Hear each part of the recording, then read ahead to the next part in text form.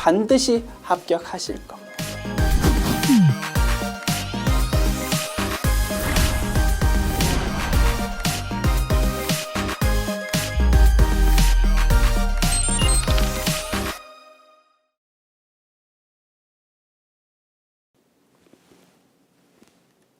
안녕하세요. 전산 세무 1급 제92회 기출문제 실기편 보겠습니다. 회사 이름은 주식회사 한미전자랍니다. 출발합시다. 문제 1번 전표 입력 문제.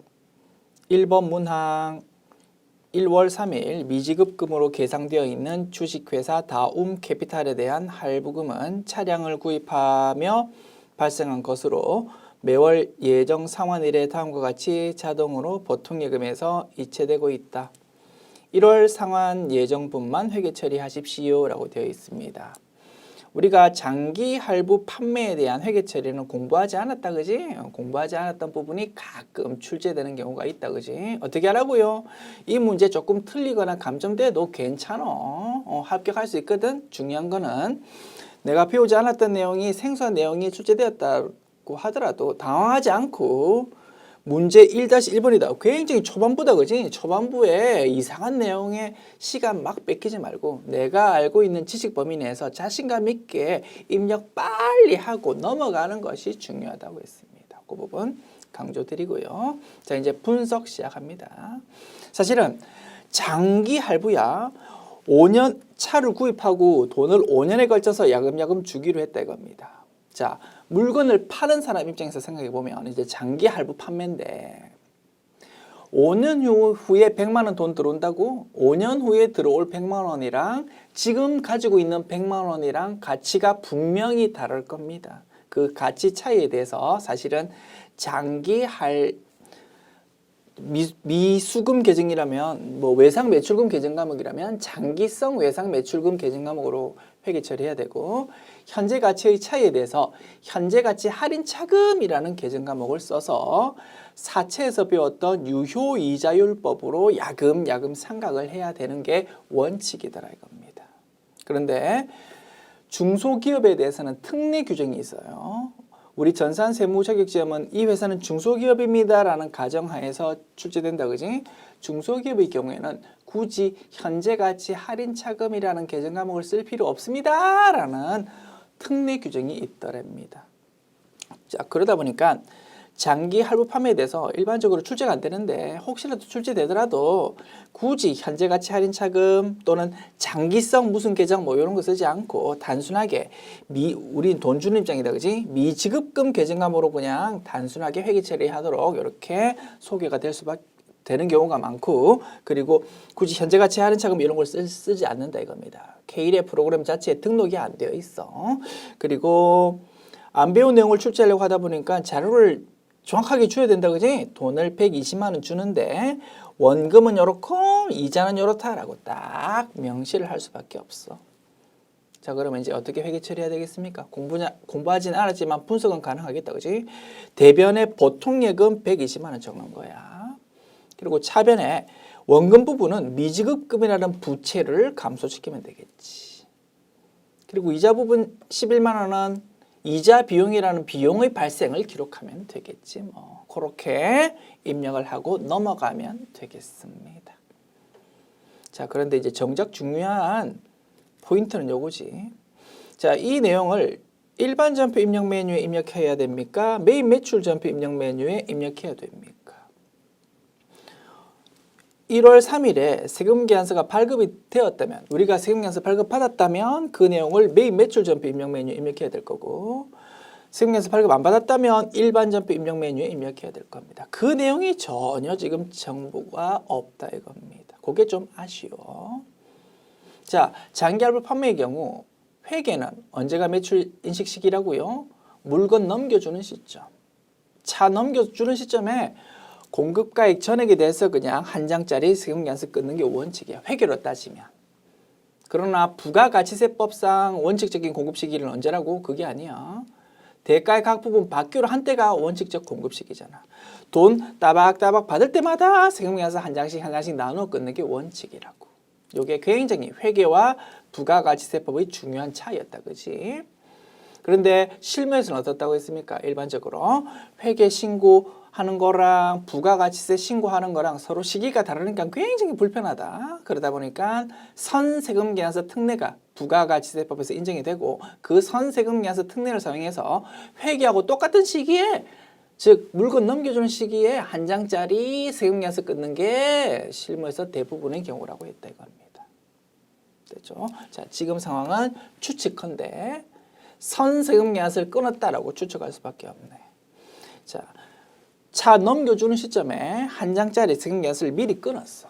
그러면 그 이후에 돈 받을 때는 더 이상 세금계산서 신경 쓸 필요 없다, 그지? 그래서 우리는 이제 차를 구입한 사람이야. 차를 인도받을 때 한 장짜리 세금계산서 이미 받았고 그 부분 이미 부가세 신고 끝났고 지금은 이제 돈 따박따박 주기만 하면 되고 이 내용은 따라서 일반전부 입력 메뉴에 입력하면 되는 상황이다 이겁니다. 됐죠? 그렇게 상황까지 분석했고 그래서 이렇게 분석했던 분계 내용을 일반전부 입력 메뉴에 입력하면 된다. 그것이 모범 정답 답안이었습니다. 됐죠? 잠시 후에 입력하기로 하고 자 우리 교재 수록할 때는 이러한 중요한 정보가 빠진 상태로 수록할 수는 없다. 그지? 교재 수록할 때는 정보를 한 개 추가해가지고 수록하도록 합시다. 괄호 내용에서 괄호 앞부분에 문구를 하나 추가하자. 적습니다. 세금 계산서는 차량 인수 시점에 공급가액 전액에 대하여 이미 발급받았으며 차 받을 때 이미 세금계산서 받았으니까 지금은 1월 3일 지금은 세금계산서 신경 쓸 필요 없이 그냥 일반전부 입력에만 입력하십시오. 그 뜻이다. 자, 요 앞에 문구 추가 이렇게 합니다. 세금 계산서는 차량 인수 시점에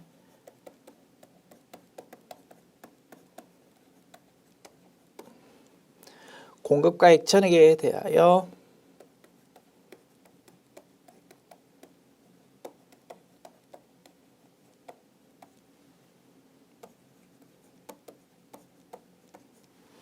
이미 발급받았으며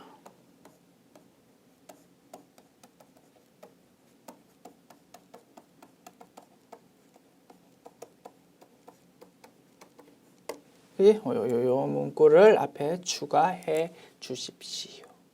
됐습니다. 자, 입력합니다.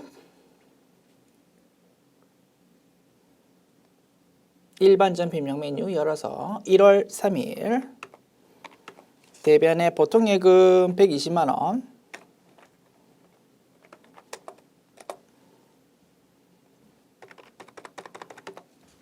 차변에 미지급금 이라는 부채의 감소 거래처는 어디입니까? 다움 캐피탈 원금이 1090 000 그 다음에 차변에 이자 비용이라는 비용의 발생 11만 원 이렇게 회계 처리하면 되겠습니다. 됐죠?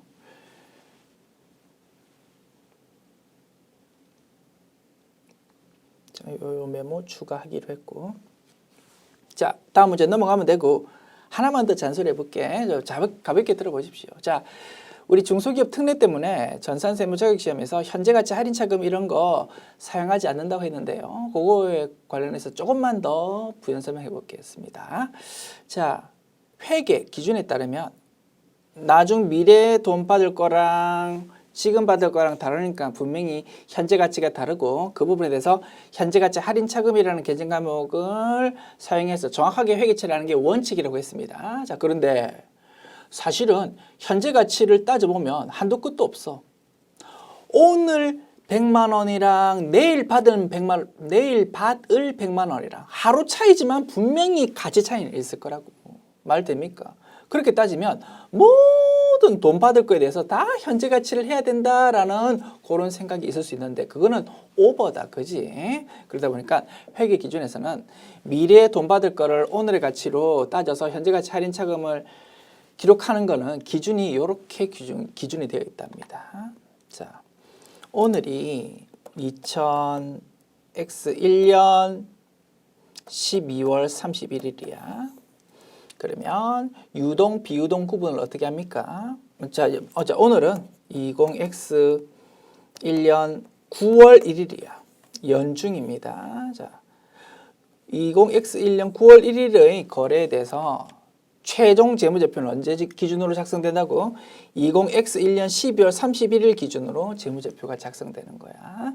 그래서 유동, 비유동을 요 날짜, 올해 회계기간 종료일의 결산일, 요 날짜 기준으로 1년 기준으로 유동, 비유동을 나눌 거다 이겁니다. 그래서 이번 회계기간 결산일 기준으로 따졌을 때 비유동에 해당하는 거. 그러면 X2년도에 돈 들어오는 거는 뭐 X2년도 예를 들어서 9월 달에 돈 들어오는 거는 유동 항목이다. 그지? 그까지는 X2년도 중에 돈 들어오는 거는 이번 회계기간 결산일로 따졌을 때 유동 항목이니까 그까지는 현재 가치 안 따진답니다. 굳이 매길 필요가 없고 올해 회계기간 종료일로 따졌을 때 비유동에 해당하는 거. 즉 20X3년도에 돈 들어오는 거 이런 거는 이 비유동 항목이므로 현재 가치를 정확하게 매깁시다 라고 현재 규정을 하고 있더래요. 됐죠? 이런 내용도 좀 알아두시면 좋을 것 같아서 부연 설명해 보았습니다. 됐습니까? 자, 낙서 치우고 넘어갈게요.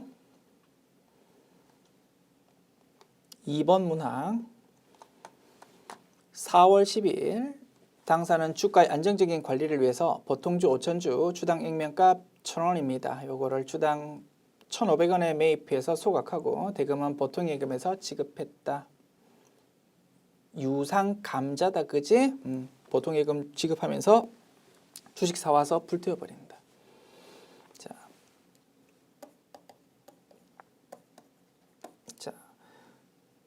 자본금이 감소하니까 차변에 자본금 계정 과목 적어준다. 그지?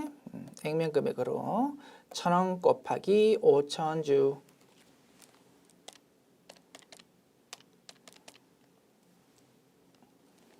500만 원 적히고 돈은 얼마가 나갑니까? 보통 예금으로 돈 나가는데 1,500 곱하기 5,000주 750만 원 돈 나갑니다. 500만 원이라고 적혀 있는 주식을 없애면서 돈이 엄청 많이 나갔으니까 손해봤다. 그지? 차변에 감자 차손 250만 원을 적고 싶은데 주의해야 되겠다. 그지? 나의 반대 포지션인 감자 차익이 혹시 없는지 살펴보자. 감자 차익이라는 것이 있다. 그지? 요것부터 없애자 이겁니다. 감자 차익 130만 원부터 없애고 나머지 부분을 그지? 250만 원에서 130만 원 빼면 120만 원인가요? 요거를 감자 차손으로 기록해야 될 것이다. 됐죠? 입력합니다. 4월 10일 일반전부 입력이다. 그지? 4월 10일 자, 대변에 보통예금 돈이 얼마 나간다고요? 750만 원. 보통예금 돈 나가는 거 맞지? 그리고 차변에 자본금 계정 과목 500만 원. 그리고 차변에 감자 차익부터 없애자 130만 원. 그리고 나머지를 이제 비로소 감자 차손으로 기록할 수 있겠다. 됐습니다. 입력 완료. 3번 문항 6월 3일 회사는 미국의 시온사에 선적진도 조건 FOB로 3만 달러의 제품을 직수출했다. 수출 대금 중 3,000달러는 5월 10일에 계약금으로 수령해서 보통예금으로 입금되었으나 원화로 환가하지는 않았다. 제품 선적은 6월 3일에 이루어졌고 수출 대금 잔액은 회수하지 않았다. 오늘은 6월 3일이다. 6월 3일 회계 처리하십시오 라고 되어 있습니다. 자, 분석 시작합니다. 자, 선적 진도 조건으로 수출했어. 언제 선적했냐고요? 6월 3일에. 오늘이 6월 3일이에요. 됐죠? 그런데 계약금으로 5월 10일에 돈 받았답니다. 3,000달러를. 자, 이제 정확하게 분석해 볼게. 자, 5월 10일에 계약금 받는 거야. 계약금 받으면 선수금이라는 계정 과목으로 처리한다. 그지? 돈을 뭘로 받았다고요? 달러로 받아가지고 원화로 환가하지 않았답니다. 무슨 통장? 달러 통장이라는 거지. 외화 예금 계정 과목을 써야 되겠지요. 달러 통장이잖아. 보통 예금은 뭐라고요? 원화 통장이야. 그런데 우리 K랩 프로그램에는 외화 예금이라는 계정 과목이 따로 등록이 안 되어 있어. 실무에서는 따로 등록해가지고 사용하겠지만 우리는 지금 취업 준비를 위한 시험이잖아. 시험이다 보니까 달러 통장은 등록 자체가 아예 안 되어 있고 원화 통장만 지금 등록되어 있는 상태될 겁니다. 원화 통장인 보통 예금을 가지고 달러다라고 우기니까 거기서부터 비극이 시작된 거야. 그래서 이 문제도 엉망이고 답도 엉망으로 발표가 되었어. 그래서 정확하게 지금 분석 시작한다 이겁니다. 들어보십시오. 자, 외화 예금, 달러 예금으로 회계 처리할 것이고 그러면 3,000달러 곱하기 돈 받은 시점의 기준 환율이겠지. 나라에서 기준 발표하는 1,200원이지. 1,200 곱하기 3,000달러지. 360만 원.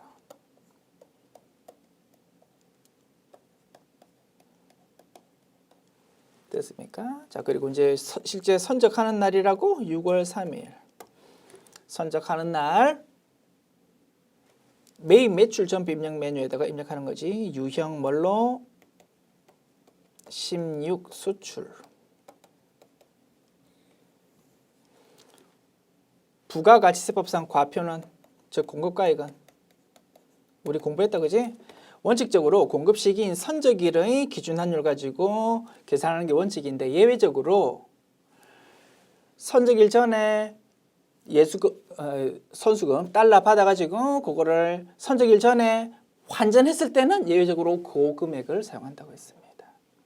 자, 선적일 전에 달러를 받았지만 환전을 했다 안 했다 아직 안 했잖아 그지? 그러면 원칙적인 기준으로 계산하는 거지.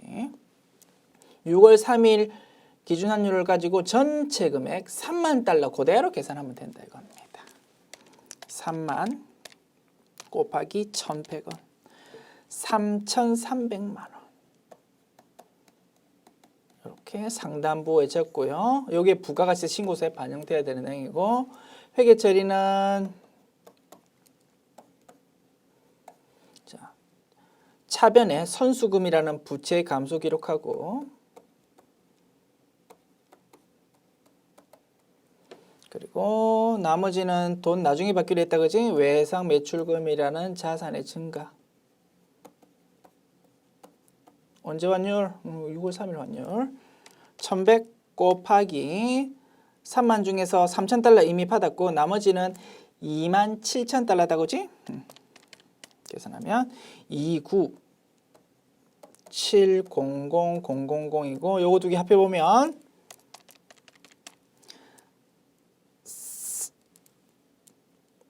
3,3,3,0,000이 될 것이고 요거를 제품 매출로 인식하는 겁니다.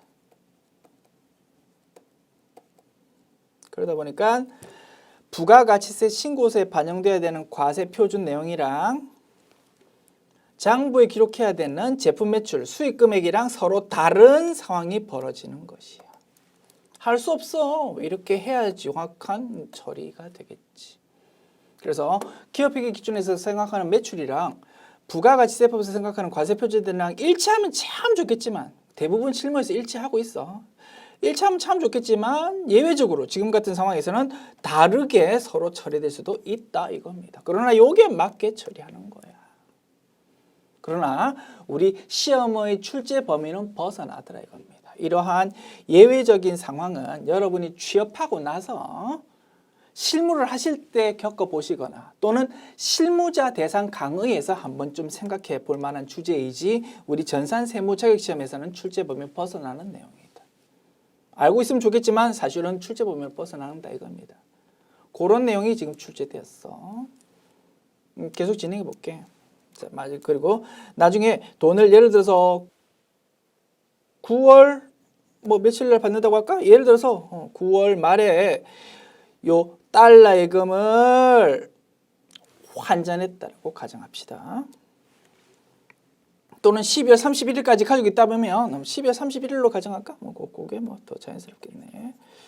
자, 12월 31일까지 요 달러 예금을 그대로 환전하려고 가지고 있다고? 그러면 나중에 외화 환산 손익이 생길 거라고. 그때 차대 외상 매출금 요것도 달러로 표시돼 있으니까 외화 환산 손익이 생길 거고 외화 예금 요것도 외화 환산 손익이 생길 거라고. 자, 요거는 돈 받아가지고 외환차 손익 생겼다라고 그냥 가정합시다. 뭐 그 부분은 우리 이미 알고 있으니까 요 부분만 좀 해결해 볼게. 외화 예금을 그대로 들고 있다면 나중에 기말에 있어서 만약에 6월 3일 환율이 그대로 12월 31일까지 유지가 된다라고 가정한다면 애당초에 1,200원으로 기록되었던 게 1,100원으로 환율이 떨어졌으니까 손해보는 거다 그지? 외화예금이라는 자산이 감소하면서 얼마만큼? 100 곱하기 3,000 100 곱하기 3,000 30만 원 되겠네. 30만 원만큼 외화예금 작아지고 그만큼이 외화 환산 손실이라는 비용으로 기록될 겁니다. 그래서 요 6월 3일 시점에서 부가가치세 과세 표준이랑 장부상 수익이랑 차이 나는 30만 원이 사실은 환율이 그대로 유지된다고 가정한다면 12월 31일에 외화 환산 손실로 딱 그 부분이 조정이 되는 논리가 성립한다 이겁니다. 됐죠? 요게 큰 그림이야. 요게 이제 실무에서 접하게 되는 부가가치세법상 과세 표준이랑 회계상 수익이 서로 달라지는 케이스의 큰 그림이었다. 요게 지금 출제되었는데 엉터리로 출제되었어. 첫 번째 비극, 외화예금 계정 과목을 써야 되는데 그렇지 않고 원화인 보통예금으로 지금 무언가 어설프게 하는 데서 비극이 시작되었고, 자 정답 발표를 보면 6월 3일 날 16 수출이면서 과표 3,300만 원 요거는 맞게 발표되었어. 하단부가 엉터리로 발표되었다 이겁니다. 위에 과표랑 밑에 수익이랑 서로 달라야 되는데 이거를 일치시키려고 하다 보니까 매출을 3,300만 원으로 고치고 그러면 차변 대변 뭐가 안 맞으니까 그 부분을 외환 차익으로 막 조정을 하고 있더라 이거지. 요거를 3,300만 원으로 고치니까 30만 원이 빈다 그지? 그 부분을 외환 차익으로 발표했다 이겁니다. 엉터리지. 외환 차익은 언제 발생하는 겁니까? 화폐성 외화 자산 또는 화폐성 외화 부채가 없어지면서 인식하는 게 외환 차익, 외환 차손이야. 자, 요 6월 3일 거래에서 화폐성 외화 자산 부채가 없어지는 게 뭐가 있습니까? 없지. 선수금은 비화폐성이라고 했잖아. 선수금 없어지면서 절대로 외환 차손이 생길 수가 없어. 외상 매출금은 화폐성은 맞지만 없어지는 게 아니고 지금 생기는 시점이잖아. 외환 차익 차손이 나올 수가 없는데 이걸 억지로 맞추려고 하다 보니까 엉터리로 답도 발표가 된 거지. 안타깝다 그지? 됐습니다. 이렇게 정확하게 논리 분석해 드렸고, 자, 이 상태로는 도저히 교재 수록 못한다 그지? 우리 출제 범위에 맞게 수정해서 수록할 것이고 그 수정된 내용에 따라서 입력하는 식으로 진행하겠습니다. 됐습니다. 그래서 이번 기출 문제 저는 이제 해설 준비하면서 처음 봤는데 이의 신청이 시끌벅적했겠다 그지? 그래서 정상적으로 채점은 안 되었을 거고요. 6월 3일 요 처리에서 16 수출 유형이 맞는지 그리고 과세 표준 3,300만 원이 맞는지 요걸로만 채점이 되었고 하단부는 감점이 없었거나 또는 감점이 있더라도 굉장히 미미한 수준으로 처리되었을 거라고 생각됩니다. 됐죠? 뭐 몽틀로 문제 내었으니까 됐습니다. 자, 분석했고 자 이제 우리 교재 수록용으로 출제 범위에 맞게 수정 들어갑니다. 자, 계약금으로 수정하였으며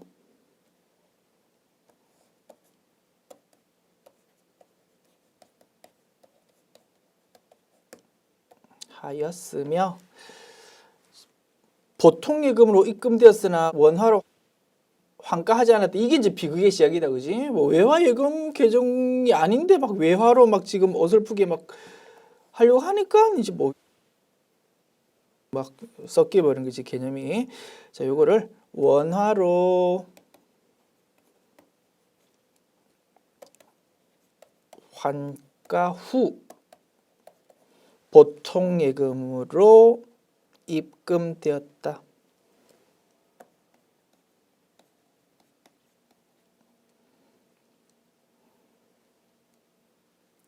계약금을 3,000달러 받았는데 5월 10일 시점에 환가해가지고 원화로 환가 후 보통예금으로 입금되었다 이겁니다.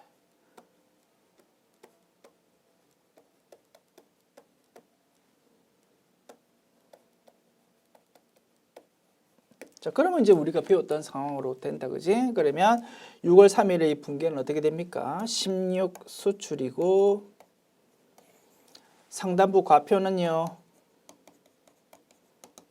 자, 원칙적으로 공급 시기인 6월 3일의 기준 환율로 계산하는 게 원칙인데 예외적으로 선적일 전에 달러 받아서 환전했으니까 예외적인 상황이 지금 적용되는 거다, 그지? 3,000달러에 대해서는 1,200원, 360만 원이고 27,000달러에 대해서는 1,100원. 그래서 과표가 3,330만 원으로 계산되는 상황이고 회계 처리 요거하고 똑같이 수익이 나온다, 그지? 대변에 제품 매출 3330000으로 되고 두 개가 일치하는 거고 차변이 선수금 360만 원 그리고 외상 매출금 그지? 27,000 곱하기 1,100 해서 297 00000으로 수정될 거야. 그래서 요 두 개 합해보면 그지? 딱 3330000 나온다고. 됐죠? 요게 우리가 알고 있는 출제 범위 안의 내용이 될 것이다. 좀 이제 환전했으니까 보통 예금이라는 계정 과목으로 처리되겠지. 뭐 이제 그렇게 딱 맞아떨어진다. 됐습니다. 자, 이제 수정한 문제 내용으로 답 쓸게요. 매입 매출 전표 입력 메뉴고요.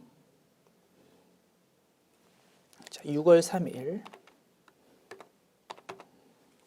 16 수출에다가 자, 3330000 이 태워야 되고 자, 거래처는 미국 시온 그다음에 자, 영설 구분 직접 수출이다, 그지? 1번. 그다음에 분계는요. 대변에 제품 매출 요금액 맞고 3330000 그리고 차변에 선수금 3600000 차변에 외상 매출금 됐습니다. 2970000으로 이렇게 입력했습니다. 이제 그러면 위의 내용이랑 위의 공급가액이랑 밑에 매출이랑 금액이 똑같아지는 우리의 출제 범위 안 내용이 되는 것이다.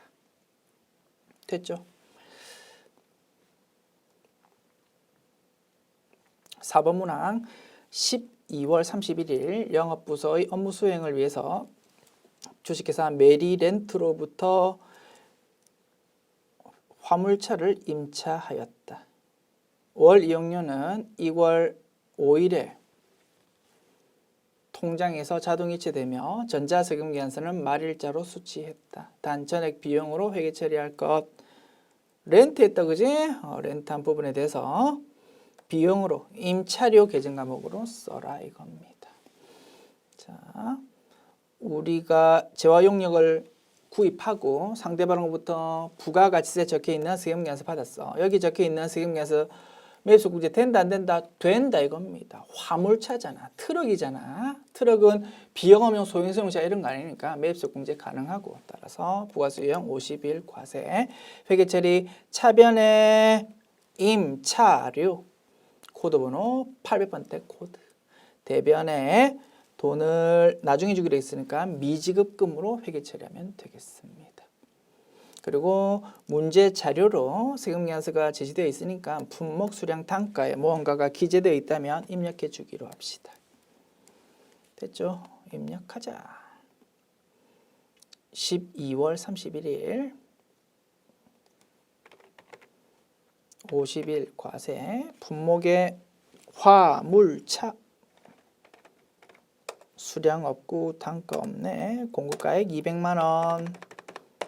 부가세 20만 원. 거래처는 주식회사 메리렌트.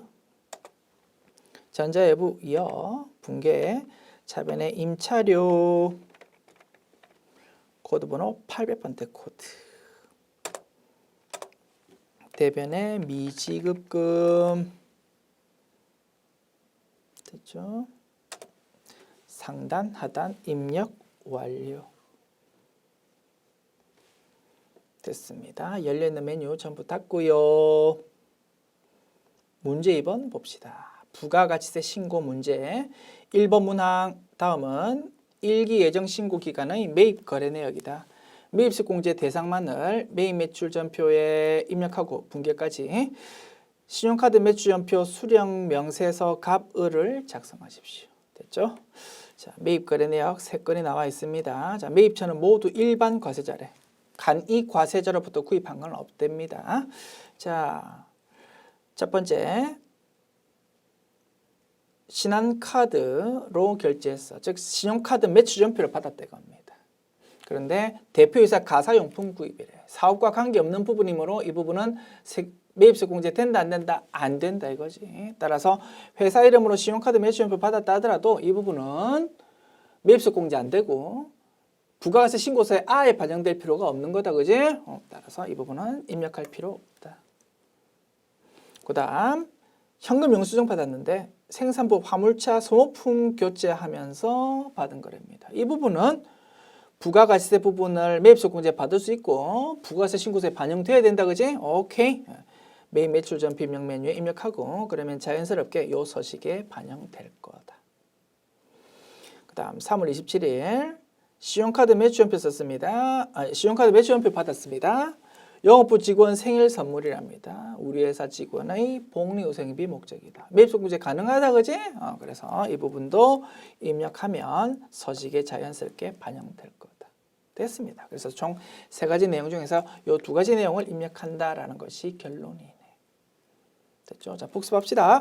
자, 우리 회사 이름으로 세금계산서를 받았다면 매입세 공제 받을 수 있는지 없는지 따지지 않고 일단 부가가치 신고서에 반영돼야 되므로 모두 매입 매출 전표 입력 메뉴에 반영한다.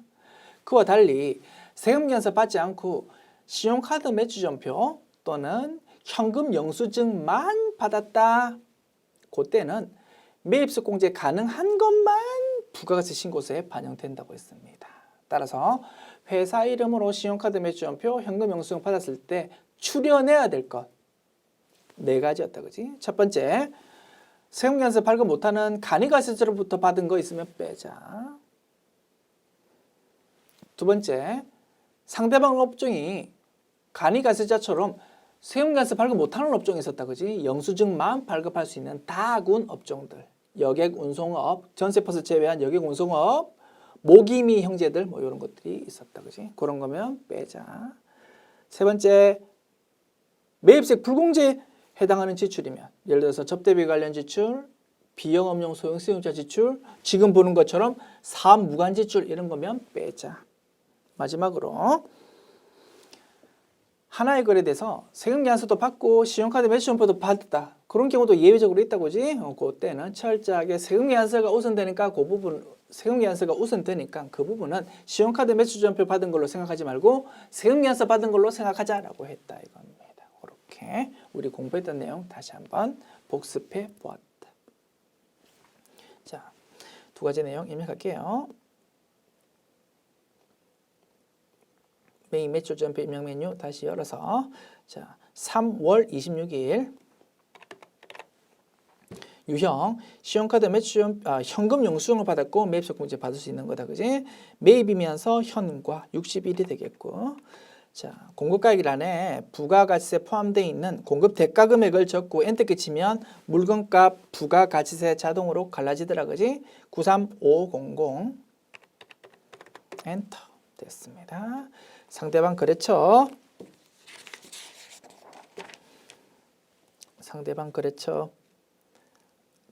주식에 달려 자동차 자, 분계 자, 차변에 생산부 화물차 소모품 교체 차량 유지비 계정 한번 쓰면 되겠다 그지? 차량 유지비 코드 번호는 생산부니까 500번대 코드 쓰자. 대변에는 자, 현금 지급이라고 돼 있다 그지? 자료에 그지? 현금 지급 대변에 현금 적으면 상단 하단 입력 완료. 그 다음 3월 27일 요거는 매입이면서 카과 57이 되겠네. 자, 공급가액란에 231000 엔터 치면 물건값과 부가가치세 자동으로 갈라지고 거래처는 다 팔아 백화점. 자, 신용카드사는 어디요? 다움카드. 자, 분계. 자, 복리후생비인데 영업부 직원이다, 그지? 복리후생비인데 800번대 코드. 대변에 신용카드 거래라고 미지급금 계정 과목 쓰면 되고 다만 거래처를, 그지? 거래처를 카드사인 다움카드로 고치자. 그래서 57 카과의 입력할 때 유의사항 상단부랑 하단부 거래처가 서로 다르더라. 중간에 신용카드사 적어주자. 이렇게 정리할 수 있었습니다. 됐습니다. 두 건 입력했고 그러면 이 두 건의 내용이 서식으로 자동 반영되겠다. 그지? 확인해 봅시다. 부가가치 모듈 그리고 신용카드 매출점표 등 수령명세서 값을 메뉴 엽니다. 기간이 일기 예정 1월부터 3월 되었습니다. 보십시오. 우리 조금 전에 입력했던 내용이 자동으로 반영되지 않습니까? 됐죠? 자, 내용 확인했고 메뉴 저장하고 닫읍시다. 2번 문항 당사는 2기 부가가치세 예정신고 신고기한 10월 25일에 대한 수정신고를 10월 31일에 하려고 한답니다. 애당초 예정신고했는데 뭔가 틀린 게 있어서 다시 수정신고한다 이겁니다. 수정신고와 관련해서 누락된 자료는 아래가 같고 가산세는 일반 과소신고 가산세, 납부지연 가산세 일수는 6일이랍니다. 를 적용한다. 다음 거래 점표 입력은 생략에 대하여 수정신고 1차분에 직접 입력하는 방식으로 부가가치세 수정신고서를 작성하십시오. 과세표준 명세는 생략해도 되는데 됐죠? 부가세 신고서 메뉴 열어서 수정신고서 작업하자 이겁니다. 자, 메뉴 엽니다. 자, 부가세 신고서 2기 예정신고래 7월부터 9월 이미 신고가 되었는데 다시 수정신고하는 거다 그지? 수정신고 선택하고 1차 됐습니다. 왼쪽에 애당초 신고했던 내용이 쭉 보인다 그지? 이제 새롭게 정확하게 수정신고하는 내용을 오른쪽에 딱딱 적어주면 됩니다. 자, 하나씩 보자. 세 건에 대해서 뭔가 고칠 게 있네. 첫 번째 매출 7월 10일 매출 제품 1억 원 부가가치세 별도를 주식회사 미원에 판매하고 전자세금연수를 발급했는데 아차차차차차 누락되었다 이겁니다. 반영시키죠.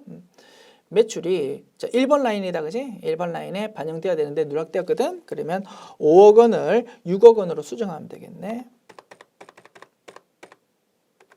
됐습니다. 그 다음 8월 16일 매입 원재료 4천만 원 부가가치세 별도를 주식회사 광명으로부터 매입하고 전자세금연수 받았답니다. 이게 누락되었대. 그러면 10번 라인에 반영하면 되겠지. 10번 라인에 자 여기에 애당초 신고가 3억 원인데 요거를 3억 4천만 원으로 수정하면 되겠네. 그러면 부가가치세도 그지 동그라미 게 빠졌다 그지? 3억 4천만 원 340 000 000 그리고 부가가치세도 340 000 000으로 수정하자. 그 다음 9월 15일 매입 공장에서 사용할 트럭을 3천만 원 부가가치세 별도의 주식회사 현재자동차로부터 구입하고 전자세금연수 받았다.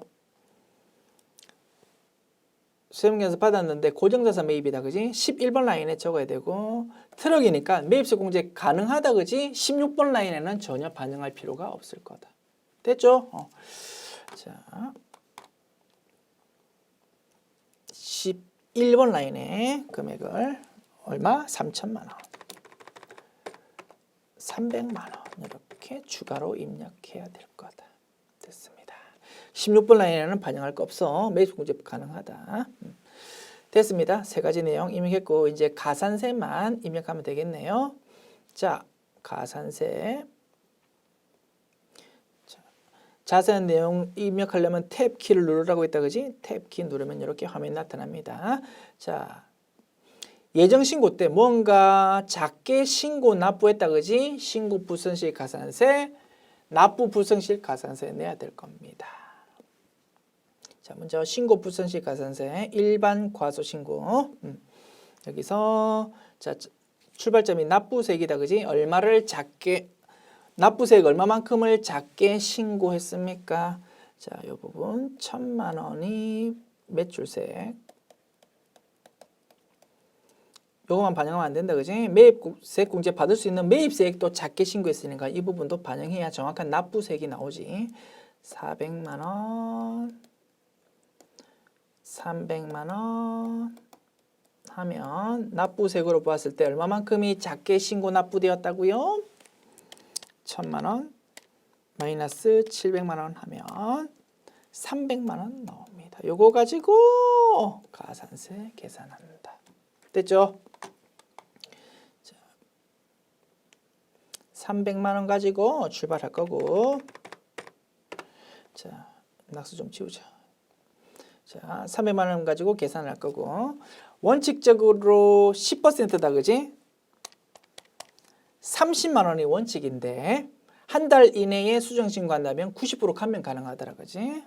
그러면 30만 원이 원칙이지만 90% 감면 가능하니까 10%만 내면 됩니다. 3만 원이 계산되네. 됐죠? 그 다음에 납부 불성실료. 자, 세법 개정 그리고 프로그램 업데이트에 따라서 납부 불성실이 납부 지연이라는 제목으로 나타납니다. 아시겠죠? 300만 원. 그리고 자, 애당초 납부기한 뭐 적으면 더 좋겠다, 그지? 2020, 1025, 2020 언제? 10월 31일. 그지? 그러면 6일이 자동으로 계산되고 확인 버튼 누르면 그지? 쫙 일수 계산까지 계산되어서 표시된다. 참고로 확인해 볼까? 300만 원 곱하기 하루에 10만 분의 25 곱하기 6일입니다.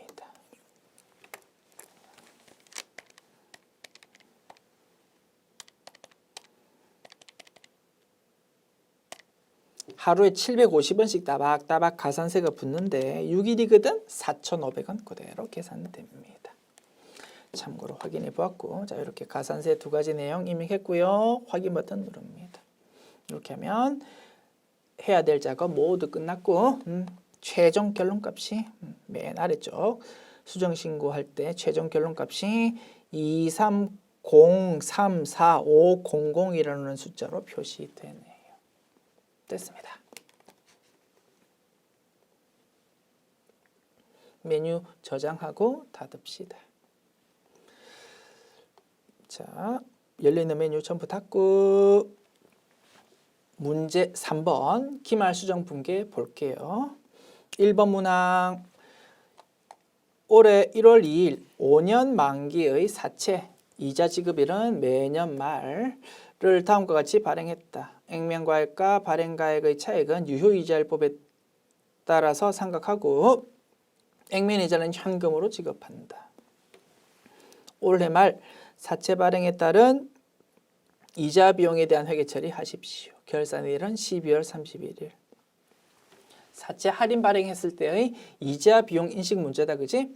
할인 발행을 하면 액면 금액 100만 원 적혀 있다 하더라도 발행할 때 그것보다 아주 작은 금액이 들어와. 그렇다 하더라도 사채 만기가 되면 액면가인 100만 원 전체를 다 갚아야 되다 보니까 시간이 지날 때마다 이자 비용 인식할 때 우리 회사는 조금 더 손해를 본다 이겁니다. 그러다 보니까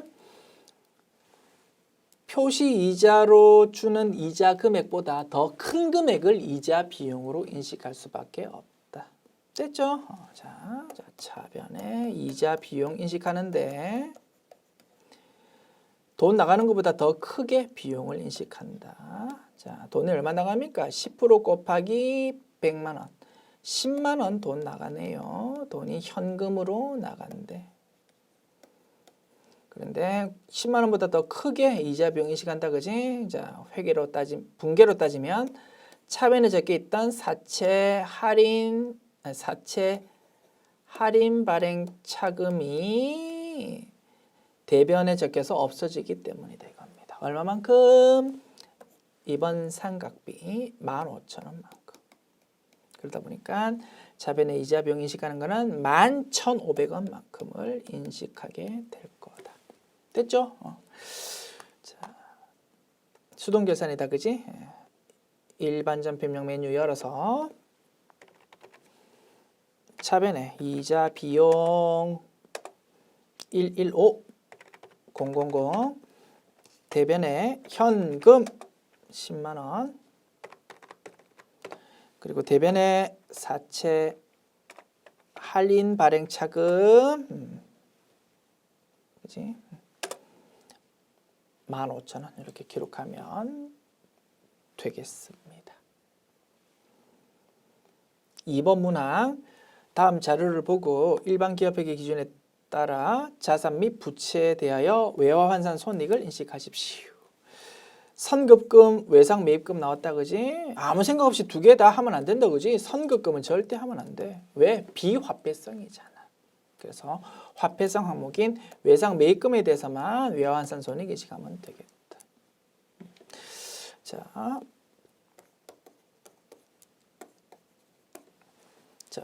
올해 12월 16일에 발생했거든. 그 당시의 환율이 달러당 1080이었어.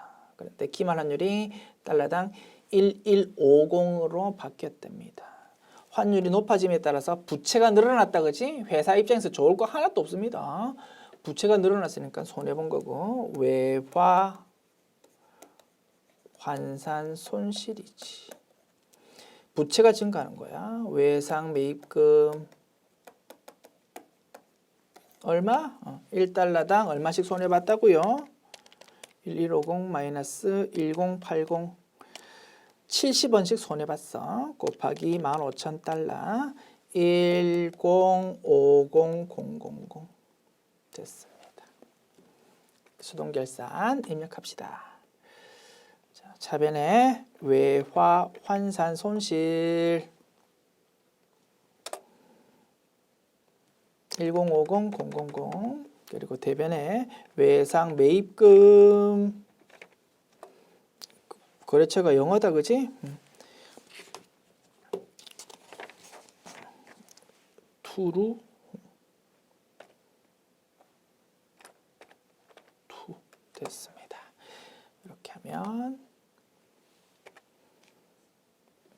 입력 완료. 3번 문항. 기말에 재고자산 실사를 하는 과정에서 파손이나 도난 등으로 인한 원재료 감소액 700만 원이 확인되었다. 이 금액 중에서 60%는 원가성이 없는 것으로 확인되었다. 700만 원 곱하기 60% 420만 원만큼 비정상적인 감모니까 영업의 비용에 해당하는 재고자산 감모 손실로 차변 회계 처리하고 대변을 원재료라는 자산의 감소로 기록하면 되겠지. 그리고 결산자료 입력 메뉴에서 기말 원재료 금액은 어떻게 정상, 비정상, 감모 그리고 평가 손실이 있으면 그것까지 전부 다 반영되고 난 실제 금액을 기말 금액으로 적고 엔터키 치면 정상 감모와 평가 손실 부분이 자연스럽게 매출 원가로 반영된다고 했습니다. 됐죠? 다만 자 60%가 비정상 감모라는 자료만 나와 있고 이게 일반 점표 입력 메뉴에 비정상 감모 입력한 다음에 결산 자료 입력 메뉴에 실제 기말 재고를 입력한 다음에 점표 주가까지 입력하는 작업을 해야 되는지 안 해야 되는지가 지금 명확하지가 않아. 정답 발표 보니까 일반 점표 입력 메뉴에 비정상 감모만 입력하면 된다라고 발표가 되었거든. 문구를 좀 추가해서 정확하게 작업할 수 있도록 합시다. 비정상 재고자산 감모 손실에 대한 회계 처리만 입력하십시오. 이렇게 명시를 하나 추가해 주십시오. 하나 추가합니다. 요 뒷부분에 비정상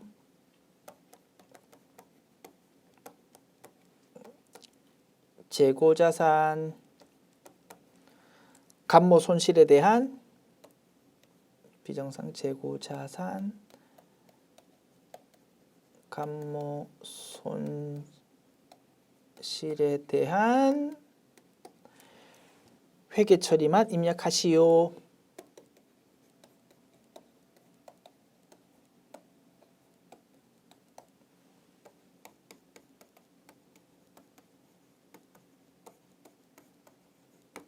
되었습니다. 자, 입력할게요. 수동결사만 하면 된다, 그지?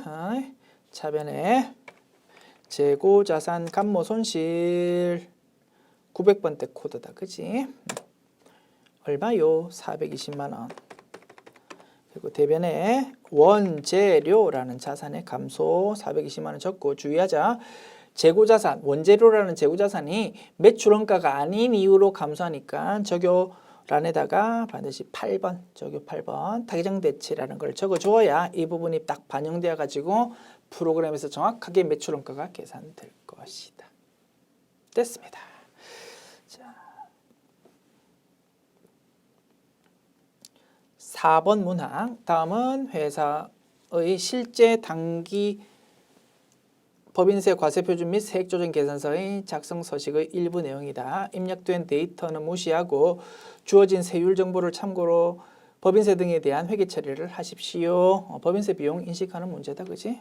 다만 올해 법인세가 얼마인지가 바로 제시된 게 아니고 자료를 보면서 계산하도록 지금 출제되었다 이겁니다. 법인세율, 지방소득세율이 제시된 것이다. 그게 조금 특이하네. 그리고 위의 모든 자료는 법인세법상 적절하게 산출된 금액이고 법인세 중간연납이 기한 내에 납부되었고 선납세금이라는 자산계정 과목으로 회계 처리되어 있다. 알았다? 자, 그러면 올해 부담해야 될 법인세와 지방소득세만 이제 계산하면 되겠네. 그게 결국 법인세 등이라는 비용으로 인식된다 이겁니다. 자, 각 사업자 소득 금액에서 이비소 빼고 과세표준이 이렇게 계산되었어. 과세표준에서 법인세율 곱하면 법인세가 톡 튀어나오고 지방소득세율 곱하면 지방소득세가 튀어나오겠지. 자, 법인세 계산합니다. 2억 원까지는 10%, 2억 원 초과분은 20%입니다. 그러면 322 2000에다가 일단 2억 원 빼는 거야. 그러면 122 그럼 2억 원 초과하는 과세표준이 122 200000 나오거든. 그거 곱하기 20% 하는 거지. 그리고 거기다가 2억 원에 대해서는 10%가 적용되거든. 2억 원 곱하기 10% 하면 2천만 원 계산된다고. 그래서 이렇게 계산한 거랑 2천만 원 더한 것이 법인세가 됩니다. 자, 2440000 플러스 2천만 원 하면 4444000 요게 법인세라고. 동일한 논리로 지방소득세 계산해 보면 자, 법인세율의 딱 10분의 1만큼씩이다. 그지? 그러면 4444000 곱하기 10% 한 만큼. 그지? 4444000 요만큼 지방소득세 계산될 거라고. 요거 두 개 더한 게 올해 법인세 비용이다 이겁니다. 자, 884000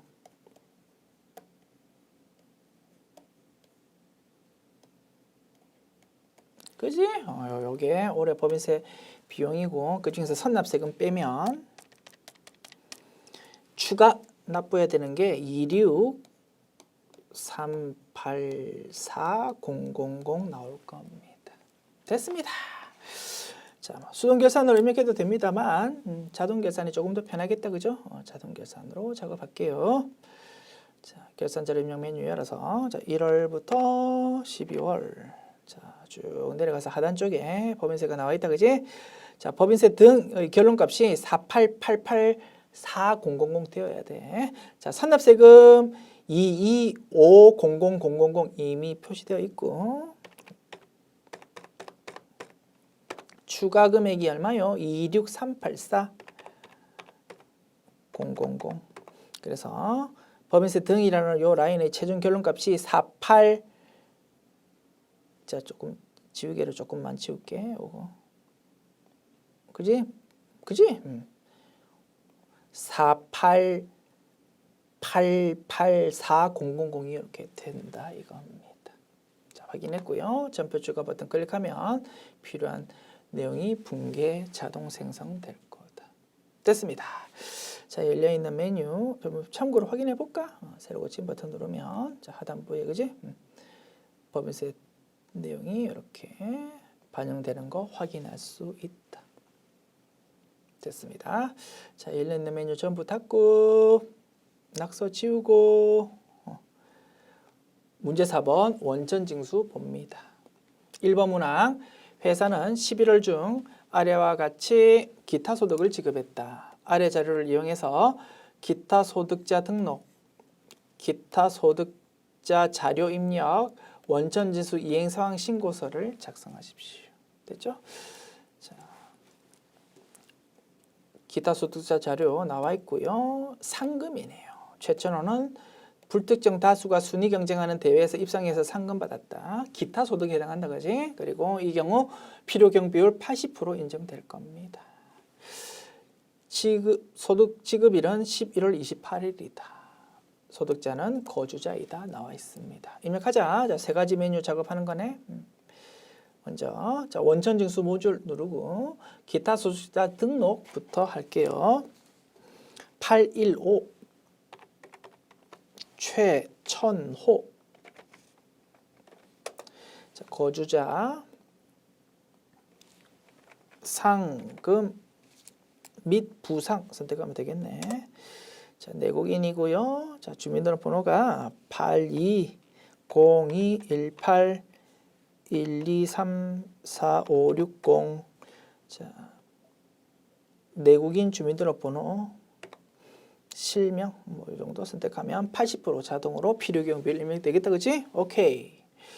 자, 메뉴 닫고 기타 소득자 자료 입력 메뉴 열어서 자, 11월 28일 자, F2 버튼 눌러서 최천호 불러오고 자, 11월 기속 맞다. 그지? 지급 총액이 95만 원. 필요 경비 자동으로 쭈르륵 계산되어서 소득세, 지방소득세 금액 자동으로 표시됩니다. 오케이. 자, 메뉴 닫고 그 다음에 원천지수 이행 상황 신고서 메뉴 엽니다. 그리고 귀속이 11월이고 지급도 11월이다. 그지? 자, 하단부에 보면 기타 소득에 대해서 그지? 이렇게 지급하고 원천지수 했습니다. 라는 내용이 자동으로 표시됩니다. 자, 됐습니다. 메뉴 저장하고 닫자. 자, 마지막 2번 문항 봅시다. 자, 제가 여러 번 말씀드린 적이 있을 겁니다. 자, 전산세무 1급 실기편 기출문제를 풀다 보면 주의해야 될 거 이거다.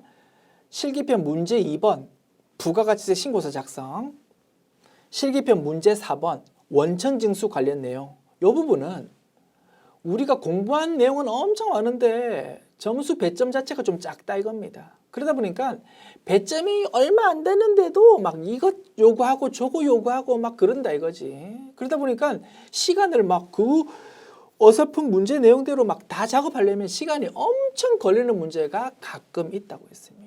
이번 회차 기출 문제는 요 문제가 마지막 문항 요 4-2번 요게 그러한 문항에 해당하는 것 같아.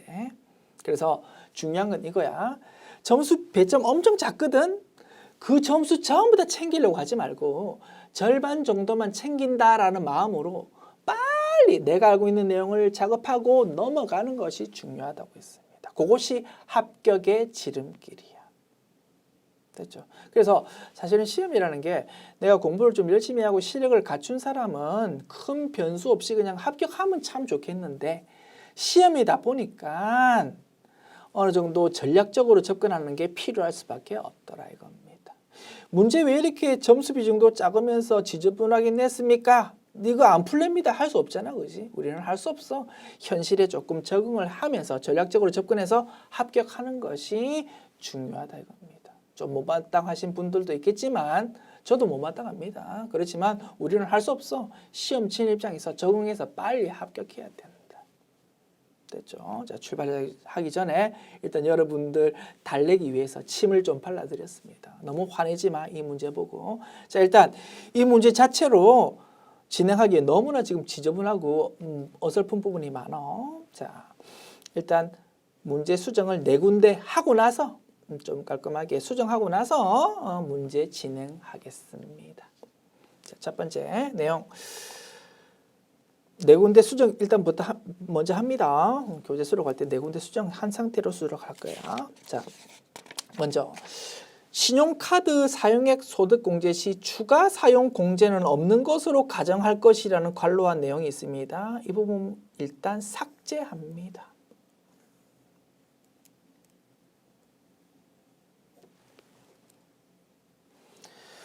자, 처음에 이제 문제 해설 강의하려고 이제 문제를 또 보았을 때, 이 사람 총 급여가 7,500만 원이니까 7천만 원 넘어가 버리니까 도서 공연 부분에 대해서 신용카드 쓴 부분을 공제 못 받는다라는 의미로 요 괄호한 내용이 있나 보다 생각했는데 정작 아래쪽 자료를 보니까 도서 공연은 자료 전혀 없고 오히려 전통시장 대중교통 자료는 있는 거야.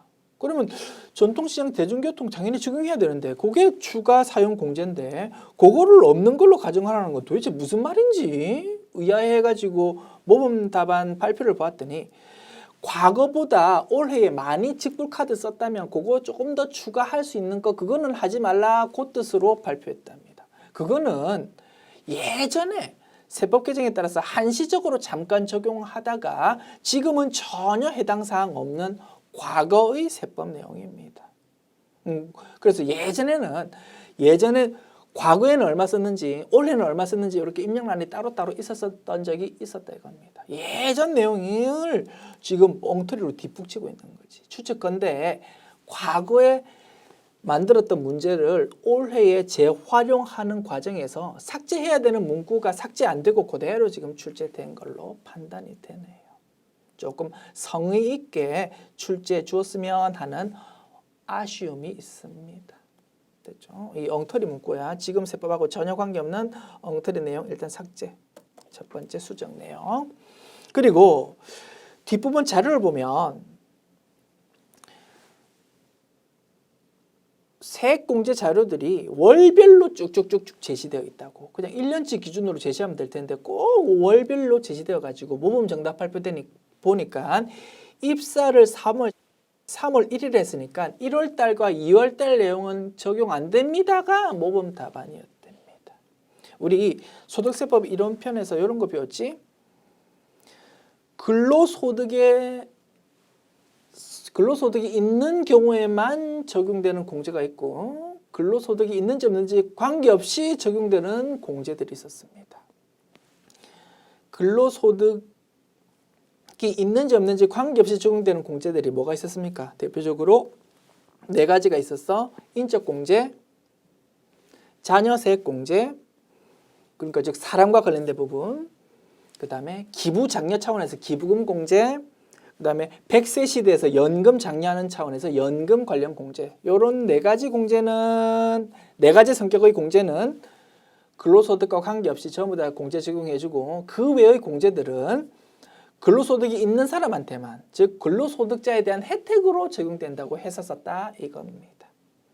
그러다 보니까 우리가 연말정산 때 많이 적용하는 보, 의, 교, 기, 신 중에서 기부금은 근로소득과 관계없이 다 적용되는 건데 나머지 4가지는 사실은 근로소득자에 대한 혜택이다라고 이해할 수 있다라고 공부했었다 이겁니다. 그거를 이론편 문제가 아니고 실기편 문제로 좀 접목시켜 보았나 봐. 그래서 3월 1일에 입사했으니까 1월달, 2월달에 대한 보, 의, 교, 신 요 4가지 내용은 1월, 2월 내용은 빼고 3월달 이후부터 적용하자 그거를 좀 묻고 싶었다 이겁니다. 그래서 실무에서 보면 연말정산 간소화 서비스가 1년 기준으로 쭉쭉 자료가 뽑아지는데 필요에 따라서 이런 경우처럼 연중부터 근로소득이 생긴 사람은 그 앞부분을 빼기 위해서 월별로도 연말정산 간소화 서비스 정보가 제공이 현재 되고 있기는 있습니다. 어려운 내용은 아니고 이제 실무 가면 이제 그런 작업을 해보게 된다 이겁니다. 그거를 한번 우리 문제에서 접목시켜서 소개해 보고 싶었나 봐. 그래서 막 모든 자료들이 뒤에 보면 3월 이후에 발생했다. 그다음에 막 월별로 막 쫙 쪼개가지고 몇 달치를 해야 될까요? 뭐 그거를 묻고 있는 문제였다. 됐어. 시도 자체는 참신하다고 생각되는데 그러면 자료를 좀 정확하게 줘야 될 거 아닙니까? 입사를 3월 1일에 했다고 해가지고 1, 2월이 근로소득이 없다라고 우리가 확실하게 판단할 수 있습니까? 전 직장에서 근무했을 수도 있잖아. 전 직장에서 근무했으면 전 직장 자료를 소득 명세 탭에다가 우리 열심히 입력하는 것도 연습해 보았었잖아. 그러면 3월 1일에 입사했고 1, 2월 달에는 근로소득이 없었습니다라는 자료를 확실하게 주어야 제대로 된 문제가 되겠지. 그지? 두 번째 수정사항 요 뒷부분에 문구를 하나 추가해야 될 거다. 두 번째 수정사항이야. 뭐라고 문구 추가하냐면 박무영은 당사에 입사하기 전까지 근로소득이 없었다고 가정할 것. 1, 2월에는 근로소득 없었다 이겁니다. 그러니까 1, 2월 부분에 대해서는 빼고 공제 적용해야 되겠다. 사실 이것도 마음에 안 들어. 박무영이 주민등록번호가 2번이잖아. 여자네. 그래 실무에서 보면 뭐 여성인데도 남성 이름처럼 이렇게 된 경우 되게 많아. 알아. 그러나 우리는 지금 시험이잖아. 여성인지 남성인지 조금 더 확실하게 판단할 수 있는 이름으로 하지. 굳이 이런 중성적인 이름으로 했었어야 하는지 그것도 사실은 마음에 들진 않아. 됐습니다. 쓸데없는 소리는 그만하고 일단 두 번째 수정사항 문구 적어줄게. 박무영은 당사에 입사하기 전까지 근로소득이 없었다고 가정할 것.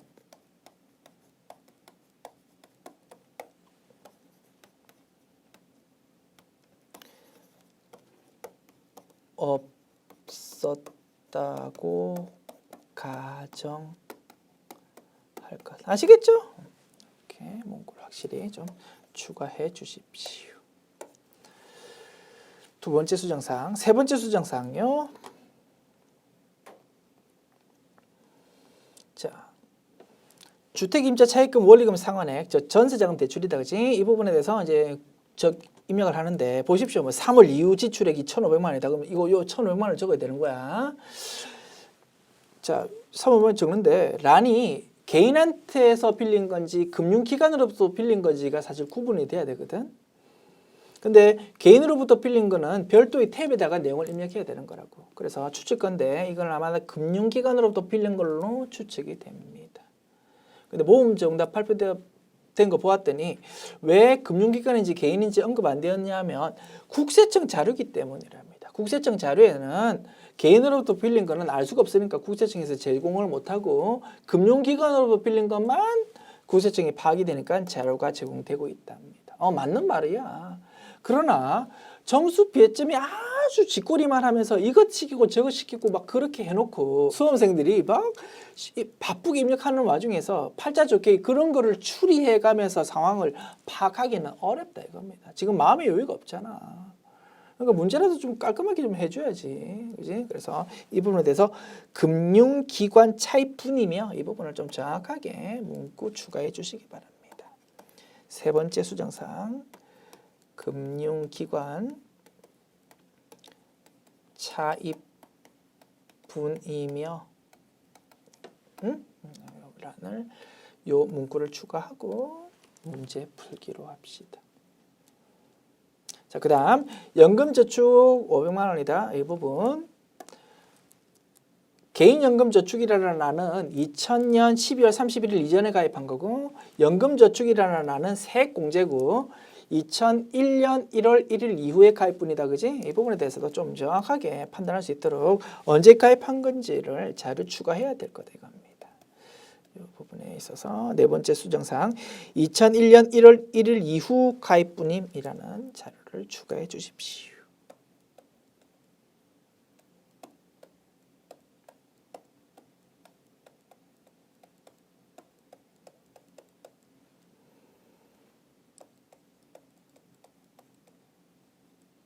됐죠? 이렇게 총 4군데 수정을 해서 그나마 좀 깔끔한 문제를 바꾼 다음에 이제 진행합시다. 됐죠? 자, 실제 시험을 친다고? 와, 뭐 어설픈 문제다. 7점 배점에서 별의별 것 다 시키고 있다고. 자료도 지저분하고 절반 정도만 챙기자라는 마음으로 빨리 작업하고 넘어가는 게 중요하다. 됐습니다. 자, 문제 읽어볼게요. 다음 자료를 보고 거주자인 박무영 여성이고, 그지? 총급여 7,500만 원이고 입사는 올해 3월 1일 세대주고 세부담 최소화를 위해서 사원 등록에서 부양가족 명세 작업하고 2020년 기속분 연말정산 자료를 연말정산 추가 자료 입력에다가 입력하십시오. 두 가지 작업하는 거다. 단 배우자 장애인은 양도소득 금액 500만 원 있고 그러면 소득금액 요건 충족 못한다, 그지? 다른 부양가족의 소득은 없고 생계를 같이 하고 있다. 신용카드 등 사용액 공제 시 추가 이거는 그지 삭제하기로 했잖아, 그지? 됐습니다. 자, 그러면 이 두 가지 작업하는 거야. 하나씩 해봅시다. 먼저 사원 등록 메뉴 열어서 박무영에 대해서 부양가족 명세 탭 작업합니다. 일단 여성이다, 그지? 배우자가 있는 여성이야. 자, 분여자 공제 여부 체크해야 될 겁니다. 된다, 안 된다? 안 된다가 결론입니다. 왜? 분여자 공제 받으려면 종합소득 금액 3천만 원 이하여야 된다, 그지? 총 급여가 7,500만 원, 아주 높다고. 그러다 보니까 총 급여에서 근로소득 공제 뺀 근로소득 금액이 3천만 원 넘을 거다. 그러다 보니까 분여자 공제가 체크 안 하는 것이 정답입니다. 설사 실무라면 여라고 체크하더라도 종합소득 금액이 3천만 원 넘어버리면 분여자 공제 적용 자체가 아예 안 될 거야. 실무라면 체크하든 안 하든 상관없겠지만 우리는 시험이니까 이 부분도 채점 포인트가 될 수 있거든. 정확하게 판단해서 입력하는 게 좋겠다. 됐죠? 그리고 우리가 근로소득 공제를 달달달 외울 수 없잖아. 그러면 이 사람의 근로소득 금액이 얼마인지 확실하게 판단하기 위해서는 어떻게 하는 게 좋다고요? 연말자산 추가 자료 입력 메뉴 열어서 어차피 작업할 거잖아. 미리 불러와 보는 거야. 박무영을 불러와 보면 총 급여 7,500만 원인데 근로소득 공제가 요거야. 그러면 빼면 근로소득 금액이 6,150만 원이 된다고. 3천만 원 넘어버리니까 이 사람은 분야적 공제 확실히 안 되구나 라고 딱 판단할 수 있을 겁니다. 됐죠? 자, 하나씩 임해갈게요. 자, 부 박석원.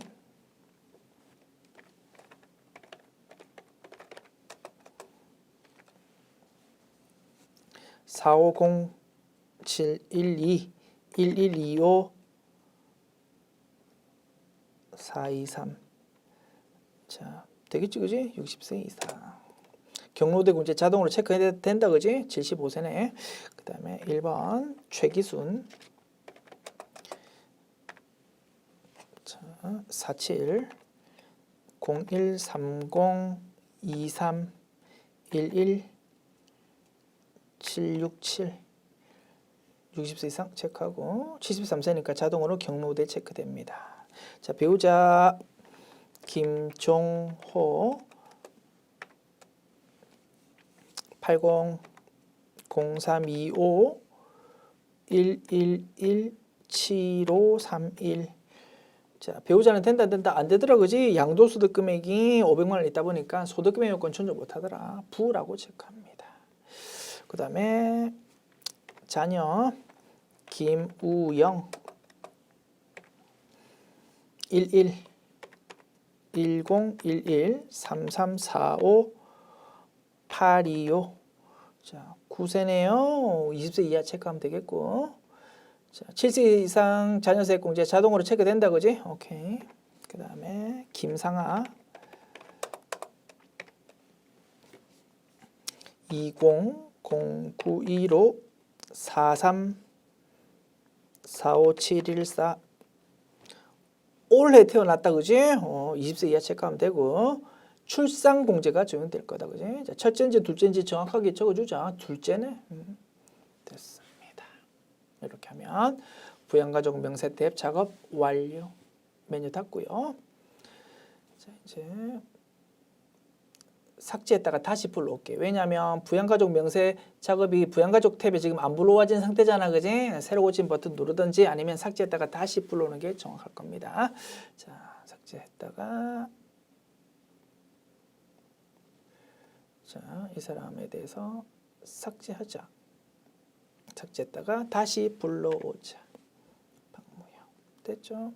그러면 이제 조금 전에 사운드 넣 메뉴 작업이 싹 자동으로 반영되어서 불러와질 거다. 자, 문제에서 요구하는 거는 정말정산 입력 탭에다가 이제 공제 내용을 입력하는 거고. 자, 하나씩 입력해 볼게.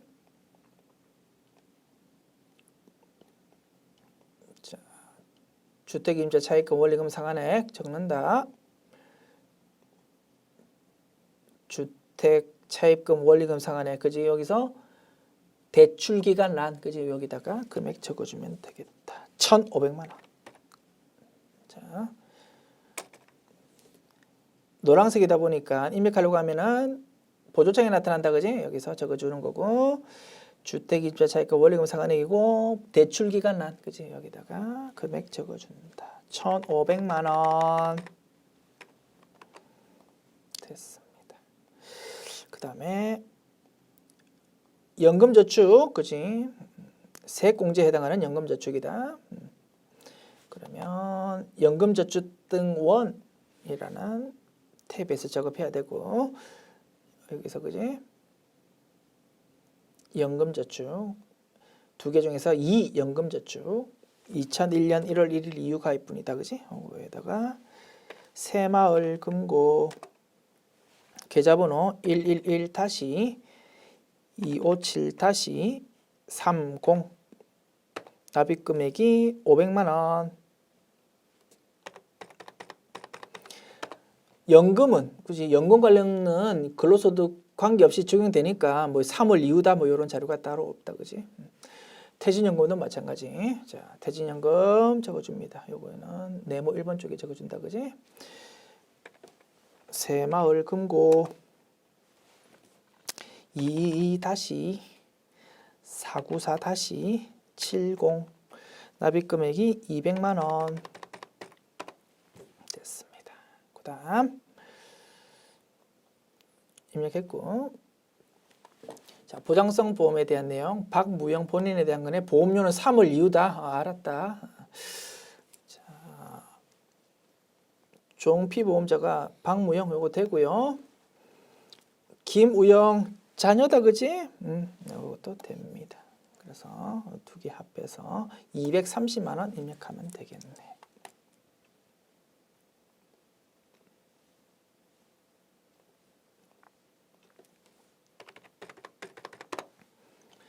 물론 한도 금액인 100만 원 적어도 당연 정답 인정이겠지. 그 다음에 의료비요. 3월 이후다. 알았다. 자, 일반 170만 원 되고요. 자, 산후조리원은 된다 안 된다? 안 된다가 결론이다. 그지? 산후조리원은 근로소득 중에서 총급여 7천만 원 이하 때만 적용된다고 했습니다. 그런데 이 사람은 7,500만 원이잖아. 그래서 그지? 그래서 산후조리원은 적용 안 된다가 결론이래. 뭐 요것도 묻고 싶었나 봐. 자, 그래서 170만 원만 입력하자. 본인에 대해서 170만 원.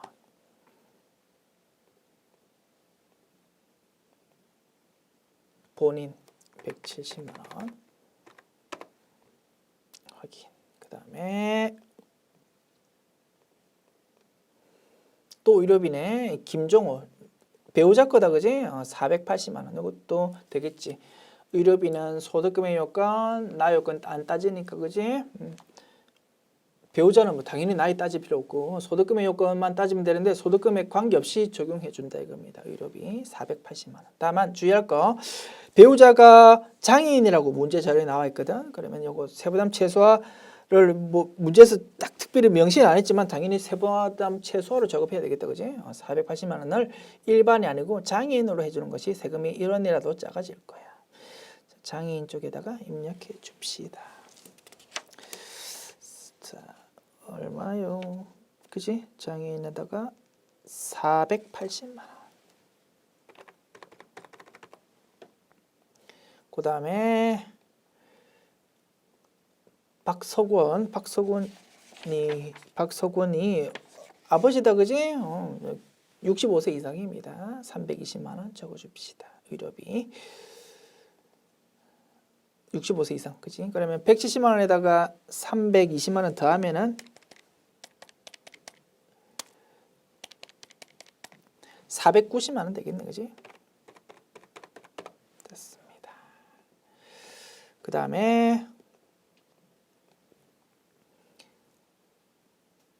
김상아 의료비 510만 원 봅시다. 김상아가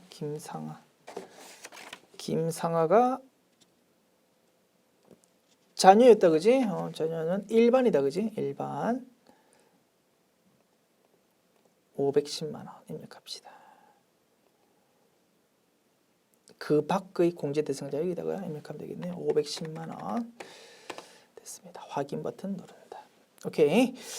자, 그다음 신용카드 박무영이 쓴 거야. 그리고 그 다음 자료는 현금 영수증이네. 마찬가지 논리로 판단하는 거다. 자, 신용카드 박무영이 쓴 건데 보십시오. 이제 월별로 나와 있다 이겁니다. 그러면 어떻게 하라고요? 3월 1일에 입사했으니까 1, 2월은 빼고 3월 이후분만 반영해서 금액 입력해야 되겠다. 엄청 귀찮다, 그지? 아유, 한 가지 항목 정도만 물어보면 될 텐데 굳이 이 세 가지 항목을 똑같은 논리로 과연 물어보았었어야 했는지 좀 아쉬움이 듭니다. 수험생들 놀리는 것도 아니고 시간이 막 쫓긴다고 하는데 지금 40500 이게 뭐가 그리 중요합니까? 그죠? 논리 하나 정도만 알면 되지. 4,050만에서 두 개 빼야 된답니다. 자, 3300000 빼기 3100000 하면 3,410만 원 나와. 그거를 일반 신용카드 쪽에 적어주는 거야. 3,410만 원.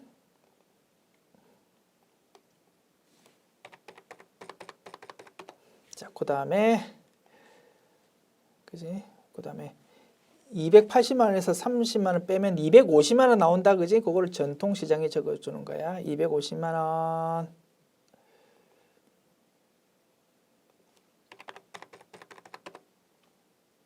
자, 그다음 대중교통 그지? 360만 원에서 22만 원 빼고 18만 원 빼고 하면은 320만 원 나온다 그지? 그거를 대중교통에 적어 주는 거야.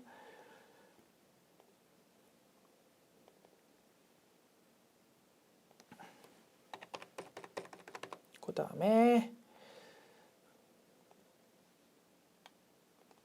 이제 현금 영수증도 같은 논리로 그지? 91만 원에서 11만 원 빼면 80만 원 나온다 그지? 80만 원을 현금 영수증에 적어 준다. 됐습니다. 이렇게 했고 기부금 세이브 더 칠드런 지정단체네요. 60만 원 지정기부금이네. 박무영이 해서 지정 종교단체 외 지정이다 그지? 종교단체 외 당의 기부금에 60만 원. 그 다음에 정치 기부금이다 그지? 선관위에 11만 원 냈습니다. 그러면 정치적 기부금 10만 원까지는 여기 10만 원 초과하는 만 원은 그 아래쪽에 적어주면 되겠습니다. 이렇게 하면 모든 내용 입력 완료 됐습니다. 지금까지 실기편 제92회 기출문제 실기편 전반부 살펴보았고 뒷부분은 다음 강의로 진행하겠습니다. 수고하셨습니다.